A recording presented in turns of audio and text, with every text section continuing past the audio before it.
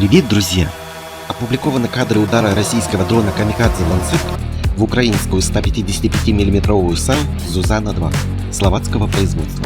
САУ «Зузана-2» разработана в 1998 году и размещена на колесном шасси Татра 817.